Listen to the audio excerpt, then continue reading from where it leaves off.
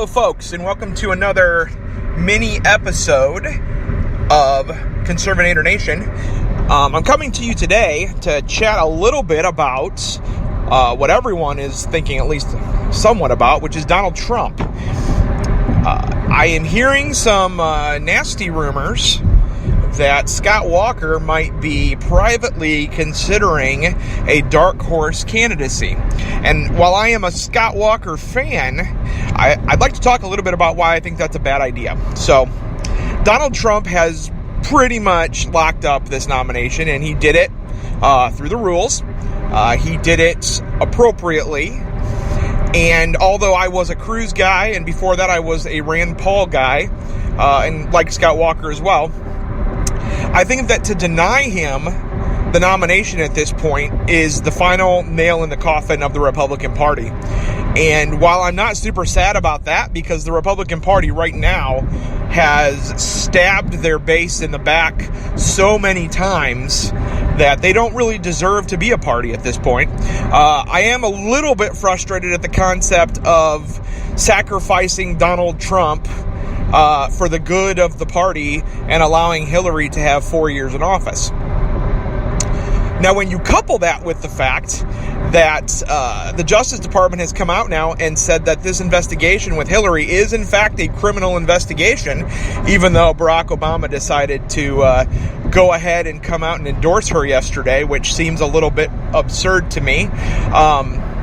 I think that to sacrifice Trump on the altar of we're going to have a better party after this is done is a foolhardy move. So as I look at the possibilities of this convention, it's becoming increasingly clear to me that this isn't going to be an open and shut case. I don't even agree with the likes of Eric Erickson, who says that if Donald Trump can keep his nose clean for the next several days and not make any huge gaffes in public, that he will definitely be the nominee. I think that there is donor class and political elite right now that are privately planning a way to make sure Donald Trump is not the Republican nominee. And while I am not the biggest Donald Trump fan, and I've made that pretty clear in the past, I won't be actively supporting him. I am of the mindset that if he did this the right way, to now deny him this nomination makes us really no better than the Democrats with their completely fraudulent system of these unbound delegates, basically these super delegates that Hillary has garnered in order to beat Bernie Sanders. I'm not a Bernie Sanders fan, obviously, too. I think that Hitler should have been enough for us to know National Socialism is not the way to go. But when I look at that race, Hillary clearly has stolen this from Bernie Sanders. And it's kind of a shame, although I do think that whoever the Republican nominee is would have had a harder time beating Bernie Sanders in a general election than they will Hillary Clinton. Hillary Clinton is a shrill... I can't even listen to her voice for longer than about 10 seconds.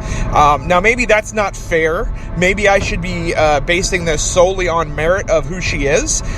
When you look at that, she has absolutely no merit other than the fact that she's a female, so it's historic again. We saw how that ended up with Barack Obama being a historic first black president.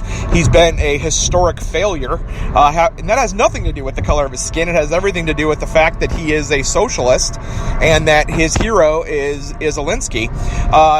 Hillary Clinton will be an equal failure. The problem is they have millions of dollars, the Clintons, and so the beneficiary of the destruction of our country will be all of the American people. We'll get to watch Hillary Clinton further drive our country into the ground by implementing more government regulation, by doing things like making abortion on demand not only possible but encouraged, by doing things like raising the minimum wage to a level where you'll see even more bots coming into fast food restaurants and taking the place of real life people. And you know, that's what should happen. You can't implement a government mandate like a $15 minimum wage and then anticipate that these business owners are just going to eat that cost when it's not there. These franchise owners simply don't have the dollars to be able to raise everyone's pay to $15 an hour. That's why it's a minimum wage, first low-skill job where you can come in and learn the principles of a strong work ethic, of dependability, and then you can utilize that experience when you move on from there through a reference to go to another job where you have developed a different skill set. Or through that hard work and determination, you can become a manager, you can become a franchise owner. But to say that staying in that position long term should garner some type of living wage is completely against true capitalism. True capitalism, by the way, not what we have right now. We have a bastardized version of capitalism. But if we were to get rid of this crony capitalism piece of things, and we were to really let the free market do its job, we would see a nation that would simply explode with higher paying jobs. A nation that would simply explode and just thrive when it comes to just about every financial piece that we deal with on a daily basis. Unfortunately, the liberal elite have convinced Democrat voters that it's much easier to do as little work as possible and just demand more money. And what that does is it raises unemployment levels because for instance, McDonald's franchisee owner, if I'm going to go in there and hire 10 people at $8 an hour, and I'm told I have to raise their pay to $15, I'm going to fire 6 people. And then I'm going to replace them with robots, or I'm going to require the people that are left to do more work because they have to earn that now $15 an hour. The problem there, though, is then you also have to raise your manager's pay. You have to raise the shift leader's pay, because if your regular workers are coming in there making $15 an hour, well, the shift leader should probably make $20, right? And then you have an assistant manager. Are we going to only pay them $40,000? That's the equivalent of $20 an hour. No, we're going to have to raise their pay to $50,000. And then what about the store manager? He was making $50,000 or $60,000. Well, you can't have them only making $60,000 when you have the regular employees coming in there who don't have as much responsibility on their shoulders, who aren't responsible for a P&L, who aren't responsible for working 50 plus hours a week. Making $15 an hour, that store manager now is going to have their pay raised to 80 or 90, and all of a sudden what we end up seeing is the unfeasibility of being able to mandate these wages. So, I'm going to bring this all the way back around now and talk again about Donald Trump. If they steal this election from Donald Trump, and they put someone like a Scott Walker out there as a dark horse candidate, they will lose every Trump voter out there. Some of those Trump voters were going to probably go toward Hillary because a lot of them are left-leaning. I don't say a lot. I think some of them are left-leaning. So what we end up having is an assured President Hillary Clinton, an assured complete destruction of the middle class, incredibly high unemployment as minimum wage jobs basically are going to just disappear. And we have this entire group of people who now have no resources or any method of getting resources because they have mandated that they make more money than what they bring to the company. If I make $15 an hour, I should be bringing 150, 200% of that into the company at the bare minimum in order to justify my position in that job. That's why when a CEO makes $5 million a year, I have absolutely no problem with that if he's increasing the bottom line of the company 20, 30, 40, 50 million dollars, because he's getting paid in proportion to what he's doing for the company. And I think a lot of folks miss out on that correlation, and so they just think, well, I need to have free healthcare and free college, and I need to make $15 an hour, and there's nothing there that would warrant that. So my advice is this, Republican Party: if you don't want to isolate and alienate your base completely for good this time, do not replace Donald Trump.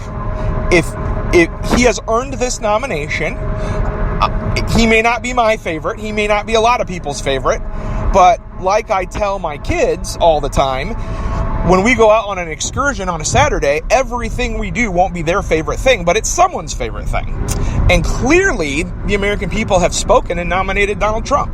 So we need to make sure that we allow this to play out. And hopefully he defeats Hillary Clinton handedly, which I'm sure he's going to. And we can move forward and see what the next election cycle brings up.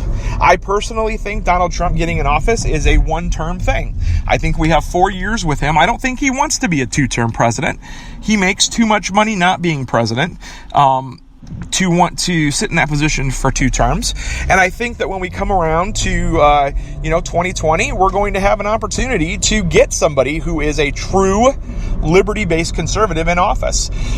But I don't think that opportunity is going to arise if we remove Donald Trump from this nomination process, even though he's earned it, and replace him with someone who hasn't earned it. I think that becomes the final destruction of the GOP in general. So that would be my take here. I encourage you to, even if you just can't stand the thought of voting for Trump, don't necessarily become an activist for him, but do consider at least casting your vote for him so that we can make sure we don't have a murderous criminal in someone like Hillary Clinton in office, because that definitely is not good for the United States and ends up putting us into a downward spiral similar to what we've seen with Obamacare. A death spiral where the United States just will have no opportunity to really rebound. 8 years of Barack Obama is almost too much for the United States to rebound from. So to think that we could rebound then from basically a third term of Barack Obama is kind of foolhardy as well. So hope everyone has a great day. Wanted to get my thoughts out there about that. We'll talk to everyone soon. Thanks.